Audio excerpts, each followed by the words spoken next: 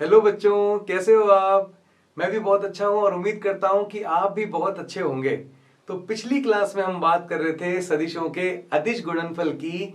तो आज हम उसी को कंटिन्यू करेंगे, उसी को आगे बढ़ाते हुए आज हम उसके न्यूमेरिकल करेंगे, कुछ आंकिक प्रश्न करेंगे और उसके हम कुछ और सूत्र देखेंगे। ठीक है, तो पिछले लेक्चर में अगर कोई डाउट थे तो कमेंट सेक्शन में आप पूछ लीजिएगा। ठीक है, और अभी भी कोई भी डाउट होता है आप बिल्कुल निसंकोच पूछिएगा, कोई दिक्कत वाली बात ही नहीं है। तो स्टार्ट करते हैं आज का लेक्चर।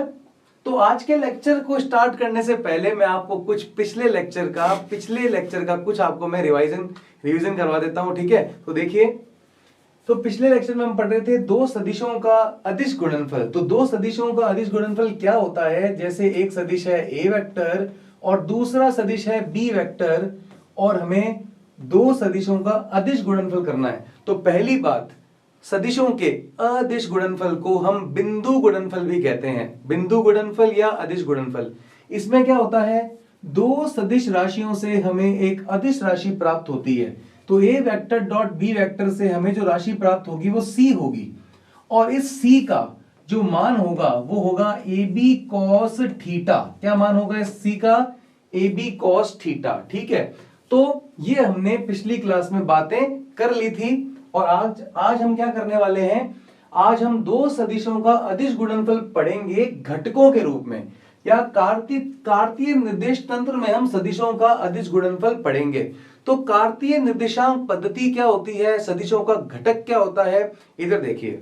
जैसे कि मान लीजिए ये एक सदिश है और इसका नाम है ए वेक्टर। इस सदिश का मान लीजिए एक्स अक्ष के अनुदिश जो मान है वो है ए एक्स।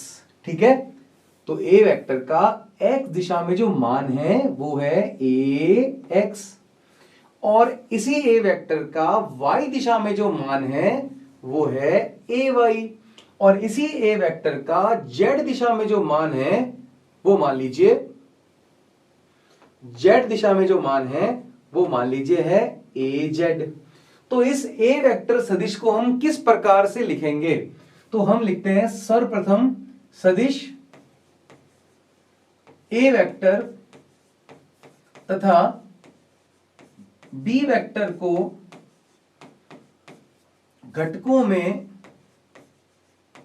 वियोजित करने पर या घटकों में लिखने पर, ये चीजें हमने पिछले लेक्चर्स में पढ़ रखी हैं, तो कोई किसी को दिक्कत वाली बात ही नहीं है। घटकों में लिखने पर तो कैसे लिखेंगे ए वेक्टर को, तो ए वेक्टर का एक्स दिशा में मान कितना है ए एक्स, क्या होगा एकांक सदिश आई कैप। वाई दिशा में क्या मान है ए वाई, क्या होगा घटक जे कैप। जेड दिशा में मान क्या है ए जेड, और जेड दिशा के लिए एकांक सदिश होता है के कैप। तो क्या हम ए वेक्टर को एक्स वाई और जेड में इस प्रकार लिख सकते हैं? तो लिख सकते हैं भाई। अब बात करते हैं, दूसरा सदिश है बी वेक्टर। तो बी वेक्टर को कैसे वियोजित करेंगे घटकों में, एक्स अक्ष में बी वेक्टर का मान क्या होगा बी एक्स होगा, क्या लगा देंगे आई कैप। वाई दिशा में बी वेक्टर का मान क्या होगा बी वाई, क्या लिख देंगे जे कैप, और जेड दिशा में मान क्या होगा बी जेड, और क्या लिख देंगे यहां पर के कैप। तो B X B Y B Z, तो इसके एक्स वाई जेड दिशा में मान है, और आई कैप जे कैप के कैप क्या होते हैं, ये एकांक सदिश होते हैं जो दिशा को बताते हैं। ठीक है बेटा, तो इतना समझ में आया आपको ए वेक्टर और बी वेक्टर क्या हुआ। ओके, अब आगे बात करेंगे A vector dot B vector करेंगे। तो यहां पे दोनों का अदिश गुणनफल करेंगे। देखिए, ए वेक्टर डॉट बी वेक्टर, तो ए वेक्टर का मान बताइए क्या होगा ए एक्स आई कैप। अच्छी तरह लिखते हैं इसको, ए एक्स आई कैप प्लस ए वाई जे कैप प्लस ए जेड के कैप, और यहां पे क्या लिखा है डॉट, तो मैं भी क्या लगा दूंगा डॉट। फिर ब्रैकेट में बी वेक्टर की वैल्यू लिखेंगे। बी वेक्टर की वैल्यू क्या है बी एक्स आई कैप बी वाई जे कैप प्लस बी जेड और के कैप। ठीक है, तो दोनों हमने ए वेक्टर और बी वेक्टर के मान रख दिए यहां पे। अब क्या करेंगे, अब सबसे पहले देखो जो मल्टीप्लीकेशन करते हैं, मैंने आपको वितरण का नियम बताया था पिछले लेक्चर में। क्या बताया था? वितरण का नियम, वो केवल कैसे हम गुणा कर सकते हैं, कैसे हम ब्रैकेट के अंदर मल्टीप्लाई करते हैं, वो है। तो ax आई कैप की सबसे पहले गुणा करेंगे bx आई कैप से। तो गुणा कीजिए भाई ax की, तो लिख देंगे, फिर से देखिए ax आई कैप की गुणा करेंगे bx आई कैप से। तो पहले लिखेंगे ax इंटू bx, फिर आई कैप डॉट आई कैप। आया समझ में? ax की bx से करी ना, ax bx, फिर आई कैप की आई कैप से की तो आई कैप डॉट आई कैप। फिर क्या करेंगे, फिर ax आई कैप की आगे वाली टर्म से करेंगे, तो ax into by, ax into by, और आगे क्या लिखेंगे, आई कैप डॉट जे कैप। ठीक है, फिर लिखेंगे प्लस, फिर ax आई कैप की किससे करेंगे, bz से, तो लिखेंगे ax bz, और यहां पे आई कैप डॉट के कैप। आई बात समझ में? मैंने अभी क्या किया है, मैंने ax आई कैप की इन तीनों टर्म से गुणा करी है। देखिए ax bx I cap ax by I cap J cap, ax bz I cap के कैप। ठीक है, अब लिखेंगे प्लस। अब दूसरी टर्म कौन सी है, ay जे कैप। तो ay की गुणा करेंगे पहली टर्म bx से, तो ay bx क्या हो जाएगा, जे कैप डॉट आई कैप। फिर ay की करेंगे by से, लिखेंगे ay by J cap dot J cap. फिर क्या करेंगे, ay की bz से, तो ay bz, और ay के पास क्या है, जे कैप डॉट के कैप। अब लिखेंगे प्लस। अब तीसरी टर्म कौन सी है, az के कैप। ये देखिए थर्ड टर्म कौन सी है, az के कैप, तो इसकी भी मल्टीप्लाई करेंगे। देखिए az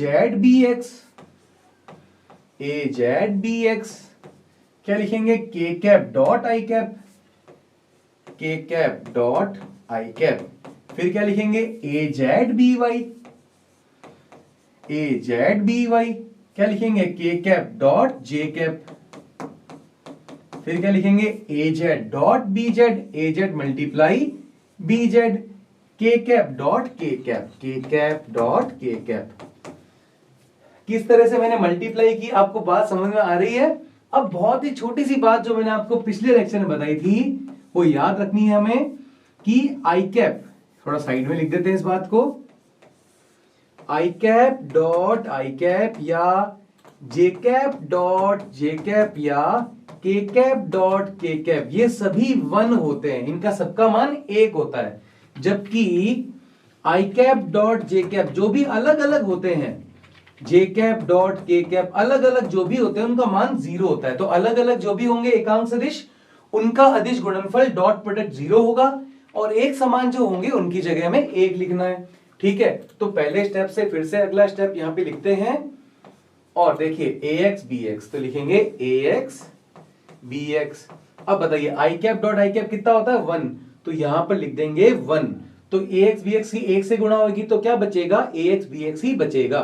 फिर लिखेंगे प्लस, फिर अगला स्टेप क्या है बेटा, ax by, तो ax by I cap dot J cap. देखिए डिफरेंट डिफरेंट है, अलग अलग है, और अलग अलग का अलग अलग एकांक सदिश का बिंदु गुणनफल 0 होता है। तो आई कैप डॉट जे कैप कितना हो जाएगा, 0, और ये 0 होके इससे गुणा हो रहा है, तो ये पूरी टर्म 0 हो जाएगी। ठीक है, तो लिख देंगे ये पूरी टर्म आगे वाली हो गई है 0, प्लस ये भी देखिए आई कैप डॉट के कैप।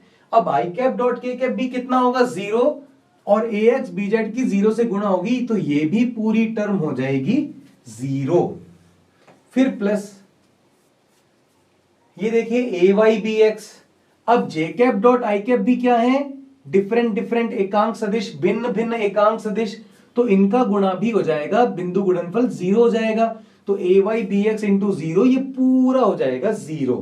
ठीक है, तो इधर भी 0 लिख देंगे, plus ay by, J cap dot J cap कितना होगा, 1, तो ay सेम सेम है ना, जे कैप डॉट जे कैप, तो 1 हो जाएगा। तो ay by इंटू 1 तो आ जाएगा ay by।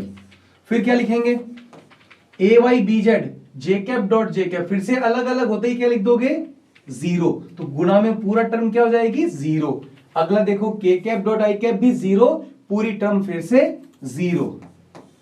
फिर के कैप डॉट जे कैप 0, पूरी टर्म 0।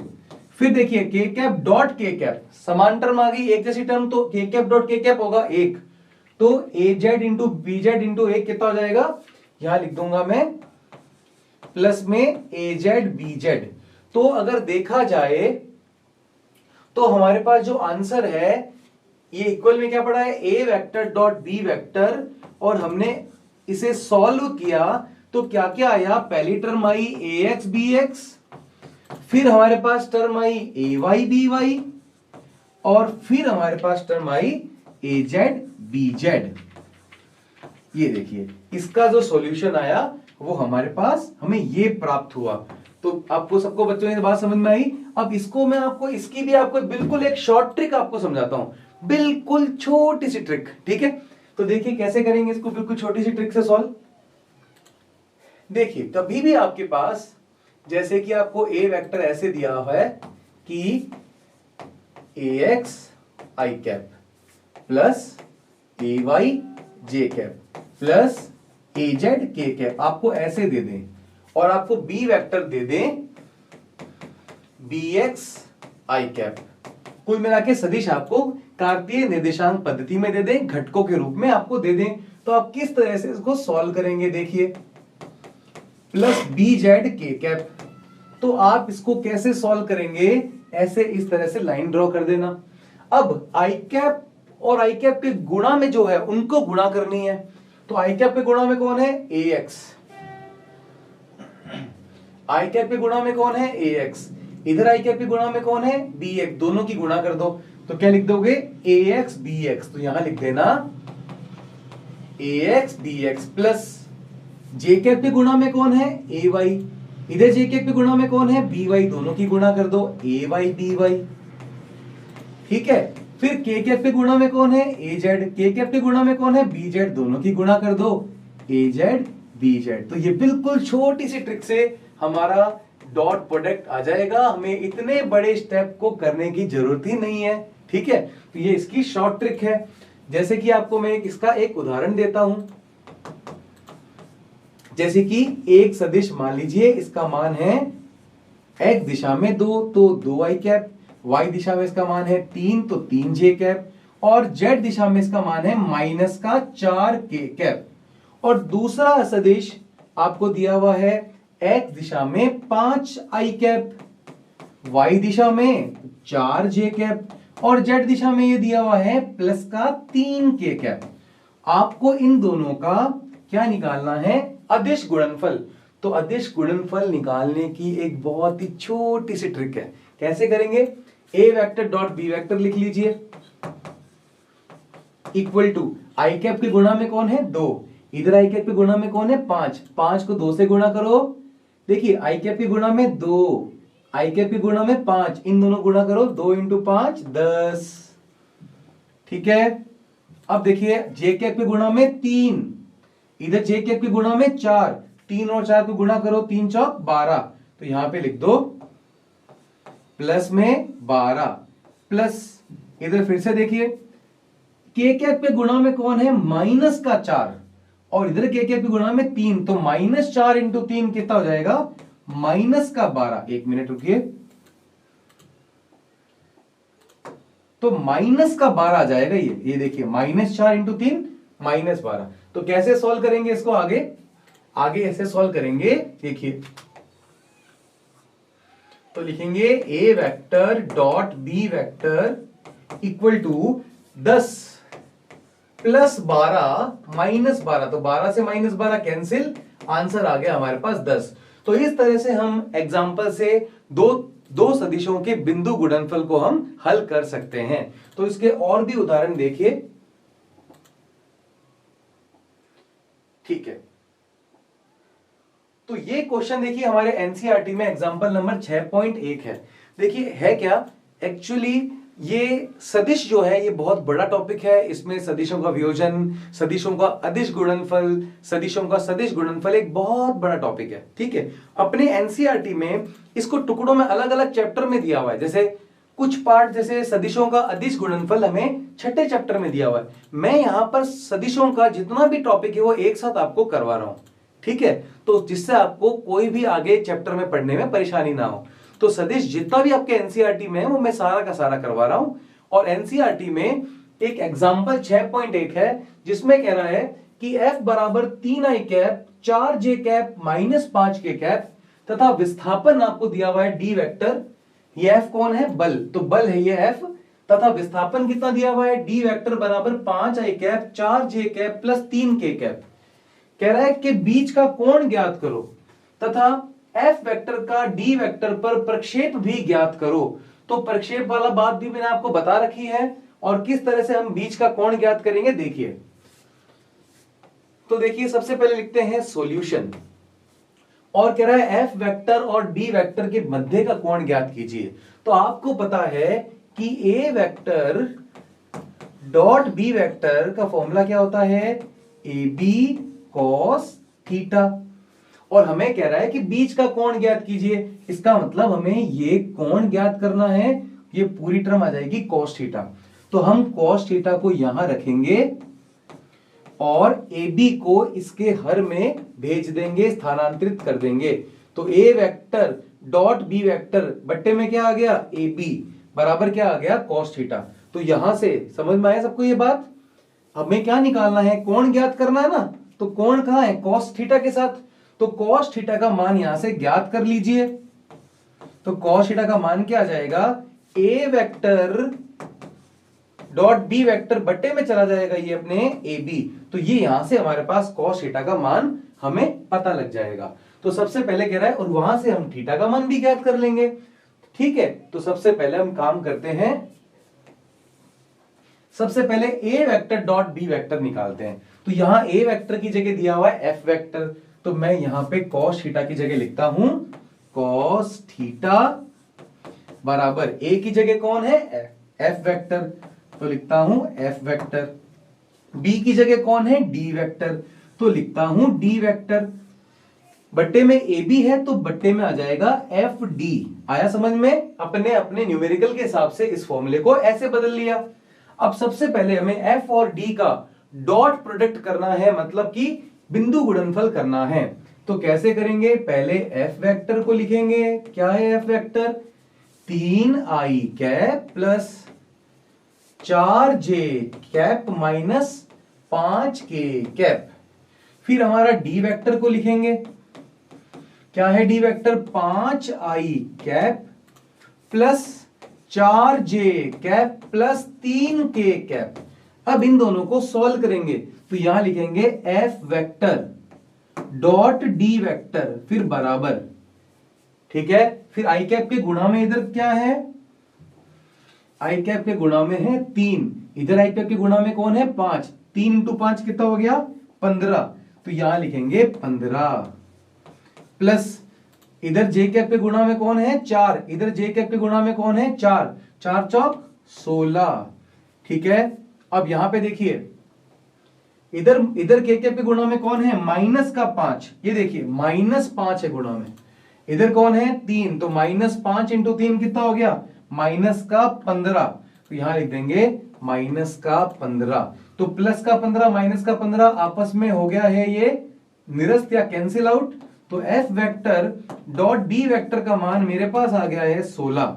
तो F vector dot D vector कितना आ गया है? 16। आगे चलते हैं। अब मुझे एफ और डी भी निकालना है। एफ का मतलब एफ वेक्टर का परिमाण और डी का मतलब डी वेक्टर का परिमाण। तो मुझे एफ और डी भी निकालना है। तो पहले एफ निकाल लेते हैं। 3 4 -5। तो यहां लिखते हैं एफ वेक्टर का मान क्या था? 3 4 जे कैप माइनस 5 के कैप। ठीक है, तो एफ वेक्टर का परिमाण कैसे निकालते हैं? परिमाण के लिए दोनों तरफ ऐसे डंडियां खींचते हैं जिसको हम एफ भी लिख सकते हैं। सबसे पहले रूट बनाते हैं, रूट वर्गमूल लेते हैं। आई कैप के गुणा में कौन है? 3। 3 का करेंगे स्क्वायर वर्ग करेंगे तो आएगा 9। फिर जे कैप का वर्ग करेंगे, जे कैप के गुणा में कौन है 4, 4 का वर्ग करेंगे 16। फिर -5 है तो -5 का वर्ग क्या होगा, -5 इंटू -5 होता है प्लस का 25। तो ये आ जाएगा अपने पास 16 और 9 25 और 25 कितना होता है 50। तो f का मान आ गया मेरे पास 50। इसी तरीके से हम डी वेक्टर का भी परिमाण ज्ञात कर लेंगे। तो देखिए डी वेक्टर का मान क्या था 5 4 3, तो यहां पे लिखेंगे डी वेक्टर का मान था 5 आई कैप प्लस 4 जे कैप प्लस 3 के कैप। इसका परिमाण कैसे निकालेंगे, दोनों तरफ डंडी खींचनी है, इसको डी भी लिख सकते हैं। सबसे पहले रूट लगाएंगे, आई कैप के गुणा में 5, 5 का स्क्वायर 25, जे कैप के गुणा में 4, 4 का स्क्वायर 16 और 3 का स्क्वायर 9। इसको सॉल्व करेंगे 16 और 9 25, 25 और 25 50। तो डी का मान भी कितना आ गया हमारे पास √50। ठीक है, तो एफ और डी हमारे पास, एफ और डी के मान भी आ गए।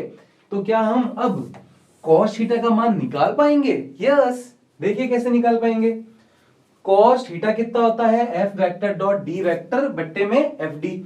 तो लिख देंगे फिर से, cos थीटा क्या है F vector dot D vector, F vector dot D vector बटे में एफ इंटू डी। तो cos theta F vector dot D vector का मान हमारे पास कितना आया था 16, तो यहां लिख देंगे 16।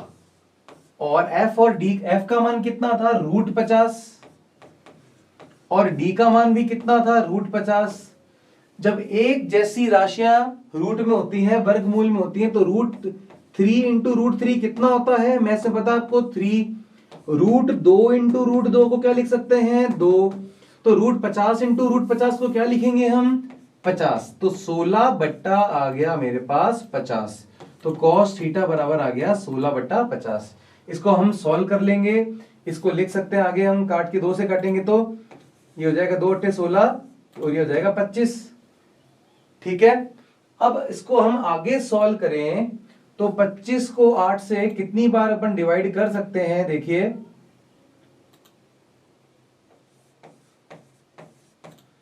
या इसको हम डायरेक्ट भी लिख सकते हैं कि 8 बट्टा 25। इस तरह से हम सीधा आंसर भी इसका दे सकते हैं। 1 मिनट रुकिए, देखिए अगर इसका मान आता 1/2 तो हम लिख देते cos थीटा का मान 1/2 कब आता है, जो थीटा का मान कितना होता है 60 डिग्री। √3/2 आता तो मैं बोल देता 30 डिग्री। ठीक है, 0 आता तो मैं बोल देता 90 डिग्री, 1 आता तो मैं बोल देता cos 0 डिग्री। लेकिन मान क्या आ रहा है 8/25 आ रहा है। क्या आ रहा है मान 8/25। तो जो हमें फॉर्मूले की वैल्यू cos 30, cos 60, cos 45 याद है, उनमें से ये कोई भी आंसर नहीं आ रहा है। तो क्या करते हैं ऐसी स्थिति में, तो ऐसी स्थिति में हम यहां पे लिखेंगे, यहां पे देखिए cos थीटा बराबर 8/25 और यहां पे लिख देंगे थीटा बराबर cos इनवर्स 8/25। आगे बात समझ में, इस तरह से हम इसको सॉल्व करेंगे। ठीक है, या इसको हम डिवाइड में भी लिख सकते हैं ऐसे। ठीक है, ऐसे लिख सकते हैं, यहां पर अंदर 8 बाहर कितना आ जाएगा 25। तो सबसे पहले लगाएंगे पॉइंट, ये बन जाएगा 0। तो कितना आ जाएगा 25 दूनी 50, फिर कितना आ जाएगा अपने पास 30। फिर यहां पर हम लिख देंगे 0.21 के आसपास अपने पास ये आंसर आएगा। तो इस तरह से हम इसको सॉल्व कर सकते हैं। ठीक है, सॉरी, इसको फिर से देखते हैं 1 मिनट। देखिए, तो यहां पे लिखेंगे अंदर अपन 8 और बाहर क्या लिखेंगे 25। तो पॉइंट आएगा तो यहां पर आएगा 0, तो 25 तिया 75 आएगा, सॉरी, तो 25 तिया 75 और अगली टर्म में आएगा 5, इसको 50 बना के हम यहाँ पे लिख सकते हैं 25 दूनी 50। तो 0.32 इसका आंसर आएगा। कितना आंसर आएगा, सॉल्व करेंगे तो 0.32। तो cos इनवर्स सॉल्व करके लिख सकते हैं 0.32। तो ये भी सही है और ये वाला भी सही है, दोनों ही सही है। ठीक है, अगला क्वेश्चन देखिए। अगला प्रश्न है m के किस मान के लिए सदिश a वेक्टर बराबर 2i cap plus 3j cap minus 6k cap और b vector 3i cap minus mj cap plus 6k cap लंबवत होगा। ये दोनों सदिश m के किस मान के लिए क्वेश्चन में कह रहा है लंबवत होंगे, दोनों सदिश लंबवत होंगे। तो जब दो सदिश लंबवत होते हैं तो याद कीजिए उनका बिंदु गुणनफल क्या होता है, ए वेक्टर डॉट बी वेक्टर का सूत्र क्या होता है, ए बी कॉस थीटा। और लंबवत होते हैं तो थीटा का मान कितना हो जाता है 90 डिग्री और कॉस 90 कितना होता है 0। तो ए वेक्टर डॉट बी वेक्टर भी कितना आ जाएगा 0। तो याद कीजिए पिछले लेक्चर में हमने पढ़ा भी था कि जब दो सदिश आपस में लंबवत होंगे तो दोनों के मध्य कितना कोण बनेगा 90 डिग्री और दोनों का ए वेक्टर डॉट बी वेक्टर कितना होगा 0 होगा। तो यहां पर ये वो याद रखना बात कि कभी भी दो सदिश में क्वेश्चन में आ जाए कि दो सदिश लंबवत हैं तो उनका बिंदु गुणनफल आपको बिना देखे लिखना है कि 0 होगा। ठीक है, अब ये कह रहे हैं कि दो सदिश लंबवत हैं तो बिंदु गुणनफल 0 होगा और वहां से हमें m का मान भी ज्ञात करना है। तो क्वेश्चन में गिवन है ये कि हमें लंबवत है मतलब ए वेक्टर डॉट बी वेक्टर बराबर 0 है, ये हमें गिवन है। ओके, तो इसको हम सॉल्व करते हैं। सबसे पहले लिखते हैं ए वेक्टर को। ए वेक्टर का मान क्या है 2i cap plus 3j cap minus 6k cap. अब यहां पे लिखेंगे बी वेक्टर का मान क्या है 3i cap minus mj cap plus 6k cap, ये है। अब हम दोनों का बिंदु गुणनफल करना है, कर दीजिए बिंदु गुणनफल। कैसे करेंगे, A vector dot B vector equal to I cap के गुणा में कौन है 2, इधर आई कैप के गुणा में कौन है 3, 2 तिया 6, इधर 3 है इधर माइनस m है तो 3 इंटू माइनस m कितना होगा माइनस का 3m। 3 को माइनस m से किया, 3 इंटू माइनस m क्या हो गया माइनस 3m। माइनस 6 की गुणा प्लस 6 से करो माइनस का 36। ठीक है, और प्रश्नानुसार ए वेक्टर डॉट बी वेक्टर का मान कितना है 0 है तो इसका मान भी कितना आना चाहिए 0। आगे सॉल्व कर लो इसको। देखिए माइनस 36 और प्लस 6 कितना होगा माइनस 30 तो माइनस का 3m। ठीक है, और माइनस का क्या हो गया 30 बराबर कितना आ गया 0 तो माइनस का 3m बराबर आ गया 30 और m का मान आ गया है 30 बट्टा माइनस 3 और m का मान आ गया है हमारे पास माइनस का 10। ठीक है, तो इस तरह से हमने ये क्वेश्चन को बहुत आसानी से सॉल्व कर लिया। क्वेश्चन में दिया हुआ था दो सदिश लंबवत हैं, इनका इसका मतलब दोनों का बिंदु गुणनफल 0 है तो बिंदु गुणनफल हमने शॉर्ट ट्रिक से निकाला बराबर 0 कर दिया, यहां से हमने m का मान ज्ञात कर लिया। तो आया सबको समझ में बच्चों ये क्वेश्चन बहुत ही इजी है, बहुत इंपॉर्टेंट है आपके कंपटीशन के लिए भी, चाहे आप अभी से नीट की तैयारी आप कर रहे हैं थोड़े बड़े, ठीक है, चाहे आप जेई की तैयारी कर रहे हैं, आपके सदिश बहुत ज्यादा महत्वपूर्ण हैं, इनको बहुत ज्यादा अच्छे से करना। कोई भी समस्या हो तो कमेंट में पूछना। ठीक है, तो एक क्वेश्चन आपको भी करने के लिए हम देते हैं, तो बहुत ज्यादा आसान क्वेश्चन है। एक सदिश ये दिया हुआ है ए वेक्टर और एक सदिश ये दिया हुआ है बी वेक्टर, आपको दोनों का अदिश गुणनफल ज्ञात करना है। ठीक है, तो ये उम्मीद है ये क्वेश्चन आप आराम से करेंगे और कमेंट में प्लीज इसका आंसर आप दीजिएगा। ठीक है, तो आज के लिए केवल इतना ही, आज के लेक्चर को यहीं कंप्लीट करते हैं, बाकी करेंगे नेक्स्ट क्लास में। तो आज के लिए केवल इतना ही, बाकी करेंगे नेक्स्ट लेक्चर में। तब तक के लिए बाय बाय।